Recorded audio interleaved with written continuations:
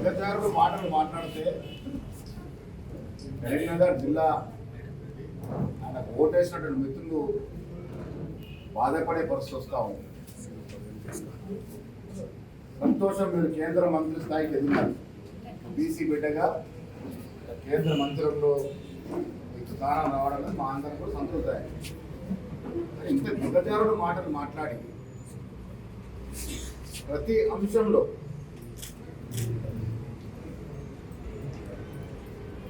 భారతదేశాన్ని పాకిస్తాన్ని ముడిపెట్టడం, హిందూ ముస్లింలు ముడిపెట్టడం, తద్వారా ప్రతి ఎన్నికల్లో మత ద్వేషాలు రెచ్చగొట్టి లబ్ధి పొందడం అన్నది అలవాటైపోయింది. దుబాయ్లో జరిగిన మ్యాచ్లో ఇండియా పాకిస్తాన్ గెలిచింది. చాలా హర్షించదగ్గ విషయం. ఇది భారతీయులందరూ కూడా వేయి కళ్ళతో ఎదురు చూసిన అంశం. విజయం సాధించడం, మేము కూడా క్రికెట్ మ్యాచ్ చూసినాం, ఆస్వాదించడం, ఆనందించడం. ఇదేదో బీజేపీకి సంబంధించిన అంశం లాగా దుబాయ్లో పోయి బీజేపీ నాయకులు ఏదో ఇండియాని గెలిపించినట్టుగా రాజకీయాన్ని క్రికెట్తో ముడిపెట్టడం ఏంటి? క్రికెట్ అనేది ఒక స్పోర్ట్. మనమందరం కూడా అభిమానించే క్రికెట్ గేమ్. గెలుపుకోవడం సహజము. మనం గెలుస్తాం, వాళ్ళు గెలుస్తుంది ఆనందం కొరకు. క్రికెట్ అంశాన్ని రాజకీయాలు తీసుకొచ్చి లబ్ధి పొందాలని బీజేపీ నాయకులు చూస్తున్నారు. చాలా సిగ్గుచేటైన విషయం.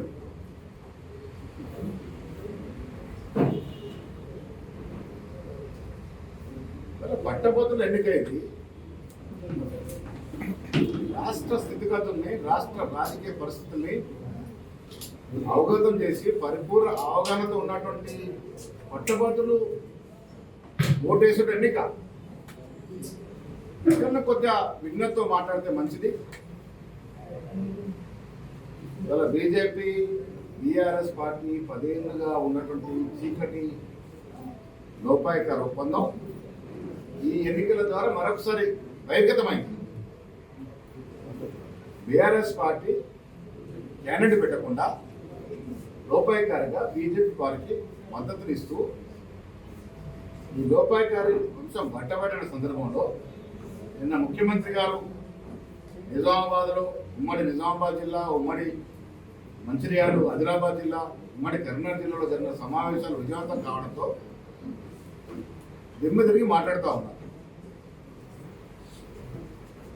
బీజేపీ బీఆర్ఎస్ పార్టీ కలిసి కూడగట్టుకొని ఎన్ని కుతంత్రాలు చేసినా నరేందర్ రెడ్డి గారి గెలుపు ఎవరు ఆపలేరు. ఈ రాష్ట్రంలో కాంగ్రెస్ పార్టీ అధికారంలోకి వచ్చిన తర్వాత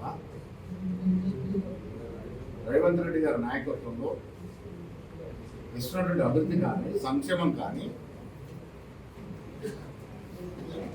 గత 10 ఏళ్లలో టీఆర్ఎస్ పార్టీ చేసిన అభివృద్ధి, సంక్షేమం కానీ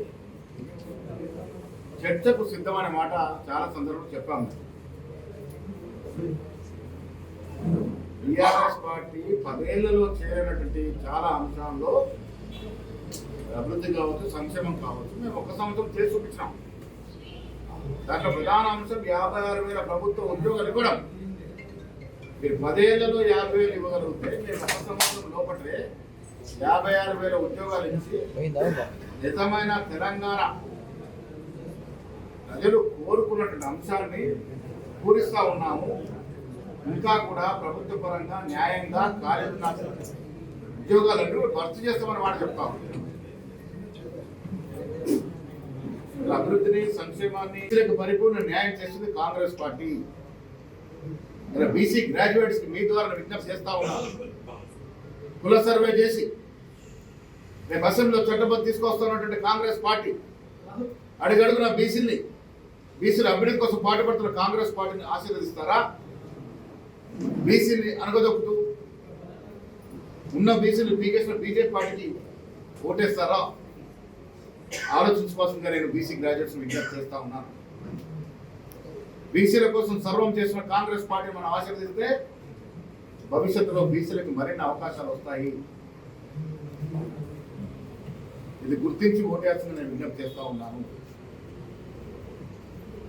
సోషల్ మీడియాని బీజేపీ పార్టీ కొంతమంది ఇతర అభ్యర్థులు విచ్చలవిడిగా అనైతికంగా వాడుతూ ఉన్నారు.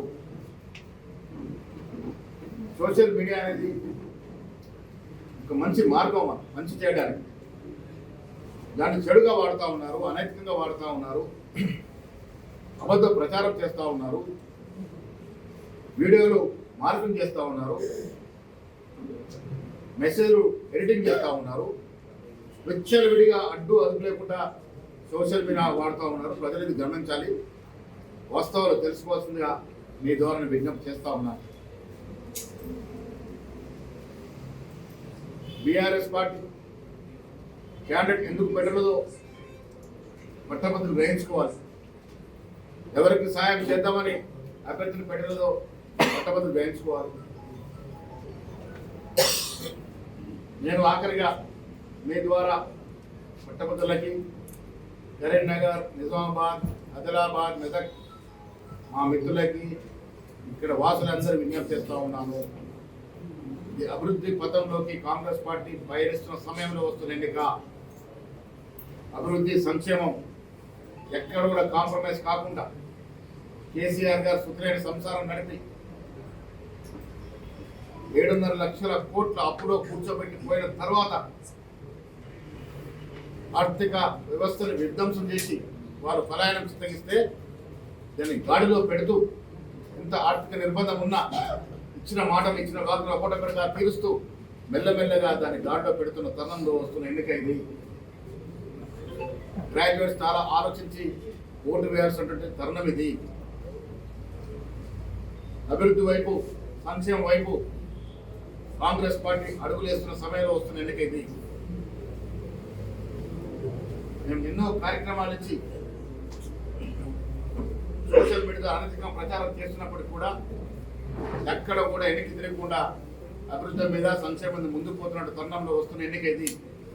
జాగ్రత్తగా ఆలోచించి ఓటు వేయాల్సిందిగా. నరేందర్ రెడ్డి గారు మంచి మెజారిటీతో గెలుస్తూ ఉన్నారు. మీ అందరి ఆశీర్వాదం వల్ల